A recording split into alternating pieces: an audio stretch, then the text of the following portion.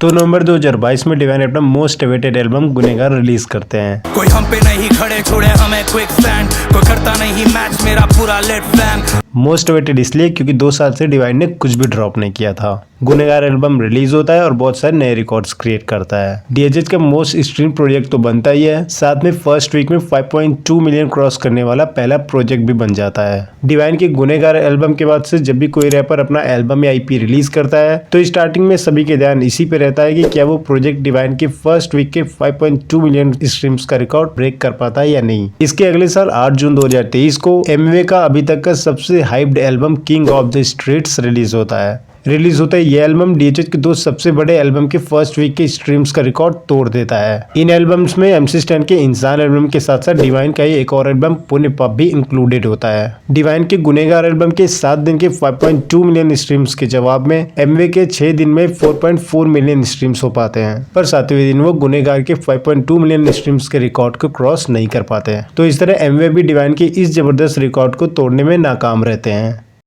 अब हम आते हैं 2023 की 29 अगस्त की डेट पे। कृष्णा जिन्होंने पिछले 5 महीने से एक सिंगल तक ड्रॉप नहीं किया है। फैंस डेस्परेटली कृष्णा से गाने की डिमांड करते जा रहे हैं। 28 अगस्त को कृष्णा अपने गाने का पोस्टर रिलीज करते हैं जो नेक्स्ट डे रिलीज होने वाला होता है। सब ये गेस कर रहे थे कि ये एक सिंगल ट्रैक होने वाला है, पर जब ये गाना रिलीज होता है तो हमें मालूम पड़ता है कि इस गाने के साथ साथ 5 गाने और भी हैं और ये कोई सिंगल ट्रैक नहीं बल्कि एक ईपी है जिसका नाम है फार फ्रॉम ओवर। कृष्णा के फैंस पिछले 5 महीनों से कृष्णा के किसी भी नए गाने को सुने नहीं थे, जिसकी वजह से कृष्णा की हाइप बहुत ही जबरदस्त बन गई थी। इसका रिजल्ट ये निकला कि डिवाइन के जिस रिकॉर्ड को एमवे भी नहीं तोड़ पाए थे उससे कृष्णा के इस ईपी ने 7वें दिन 5.7 मिलियन स्ट्रीम्स लाकर तोड़ दिया। जब कृष्णा की ईपी ने डिवाइन के 1 वीक स्ट्रीम्स वाले रिकॉर्ड को ब्रेक किया तो मेरे लिए ये थोड़ा शॉकिंग था और इसके 3 रीजन थे। डिवाइन ने जब गुनहगार एल्बम को रिलीज किया था तो उसमें टोटल 12 गाने थे और सभी 12 गानों में एक हफ्ते के स्ट्रीम्स 5.2 मिलियन आए थे।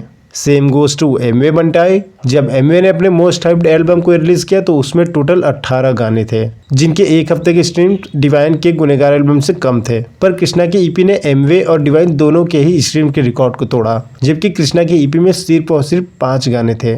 डिवाइन के एल्बम में 12 थे और एमवे के एल्बम में 18 थे और कृष्णा में सिर्फ और सिर्फ 5 गाने।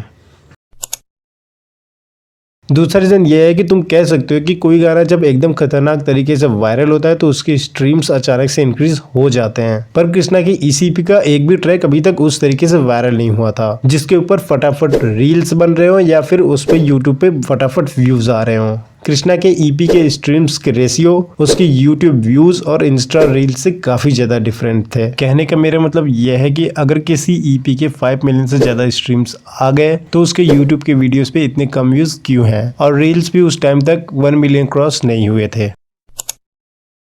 और तीसरा रीजन मेरा डाउट करने का ये था कि अगर तुम ये कहते हो कि कृष्णा 5 महीने से गायब थे इसलिए हाइप इतनी ज्यादा बन रखी थी कि ईपी ने सारे रिकॉर्ड्स तोड़ दिए, तो डिवाइन तो 2 साल से गायब थे और उनके एल्बम में 12 गाने थे।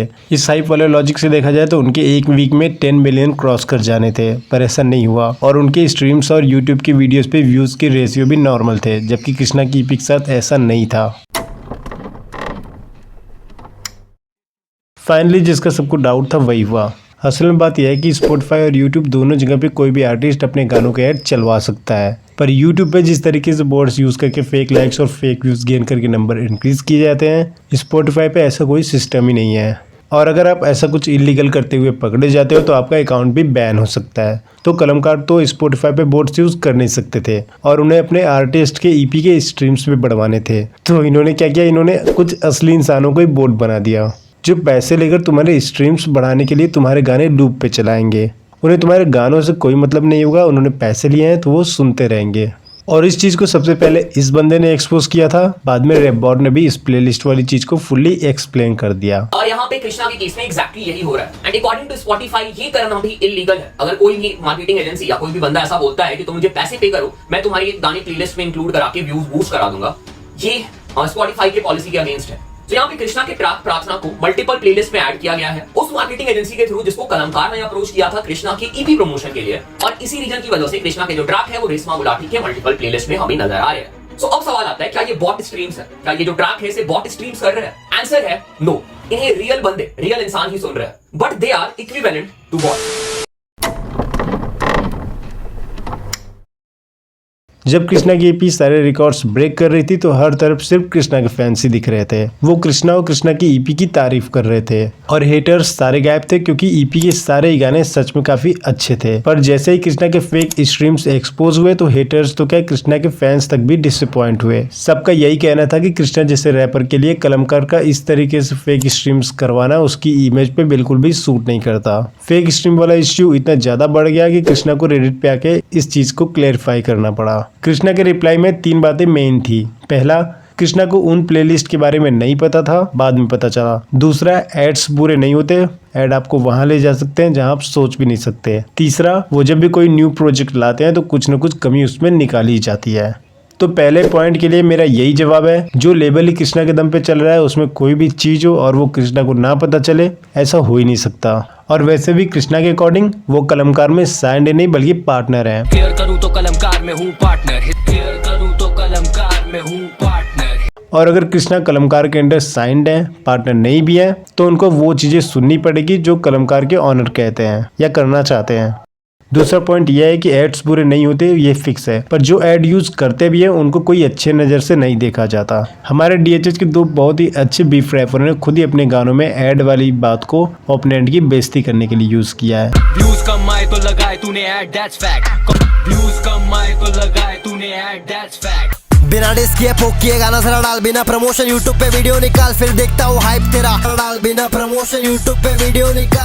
तीसरा, कृष्णा कहता है कि वो जब भी कोई न्यू प्रोजेक्ट लाते हैं तो कोई ना कोई इसे बर्बाद करने का ट्राई करता ही है। तो मैं बता दूं कि ये सिर्फ कृष्णा के साथ ही नहीं होता, ये हर उस बड़े बीफ रैपर के साथ होता है जिनके पास खुद के बहुत सारे फैंस होने के साथ साथ बड़े अमाउंट में हेटर्स भी होते हैं। एमवे बंटाई चाहे बिग बॉस में जाए या कोई गाना निकाले, कृष्णा की तरह उनके भी हेटर्स उनको ट्रोल करने का बहाना ढूंढ ही लेते हैं। एनीवे का कितना गांड फाड़े हो, फिर भी ट्रोल कर रहे हैं ना, ट्रोल कर रहे हैं। क्यों कर रहे हैं ब्रो? जब अगर तुम हिप हॉप लिसनर हो तो उस एल्बम को चूतिया नहीं बोल सकते भाई। एग्जैक्टली, वो प्रॉपर प्रीलूड है, इंटरलूड है, प्रॉपर है।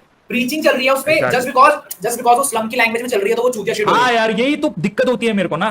जितने भी बड़े रैपर्स बीफ करते हैं सारे के हेटर्स भी हो जाते हैं। तो बंटाई और कृष्णा दोनों के साथ ही सेम केस है। वो कुछ भी गाना, ईपी या एल्बम लाते हैं उनको ट्रोल किया ही जाता है।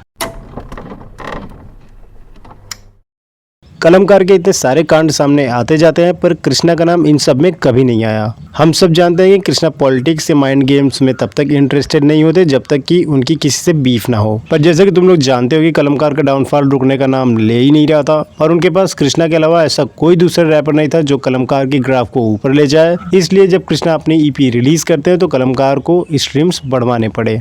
और अगर कृष्णा कलमकार के अंडर साइंड है तो अगर कलमकार के ऑनर अंकित खन्ना प्लेलिस्ट के थ्रू अपने आर्टिस्ट के स्ट्रीम बढ़वाना भी चाहते हैं तो कृष्णा भी उनको मना नहीं कर सकते।